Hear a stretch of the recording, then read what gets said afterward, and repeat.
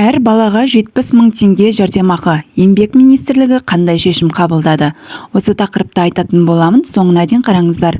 2024 жылғы 11 желтоқсанда орталық коммуникациялар қызметінде өткен баспасөз мәслихатында Қазақстан Республикасы еңбек және халықты әлеуметтік қорғау министрлігі халықты әлеуметтік қорғау саласындағы реттеу және бақылау комитетінің төрағасы Төлеген Оспанқұлов жауап берді. Неліктен мемлекет бала күтіміне төленетін ай сайынғы төлемді арттыра алмайды деген сұрақ туындады. Баланың 1,5 жасқа толғандағы күтіміне байланысты ай сайынғы жәрдемақы шамамен 22 мың теңгені құрайды.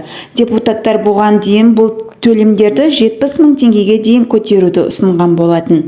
Төлеген Оспанқұлов бүгінде бір балаға 22 мың теңге төленетінін растады. Бірақ бұл ретте екінші, үшінші, төртінші балаға төленетін төлем мөлшері өседі. Бірақ әрине бүгінгі күн біздің министрлік төлемнің 41 түрін қарастырды. Бізге республикалық бюджеттен түсетін ақша шамамен 5,2 миллиард теңге қажет деді ол. Әр балаға 70 мың теңге төленсе, бар балалар сонымен төлемге 5,7 триллион теңге қажет болатын есептеді.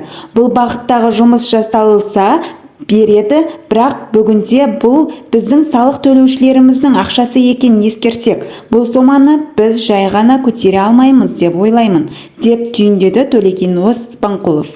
Ақпаратым пайдалы болса, арнаға жазылып, лайк басып, қолдап қойыңыздар. Назарларыңызға рахмет.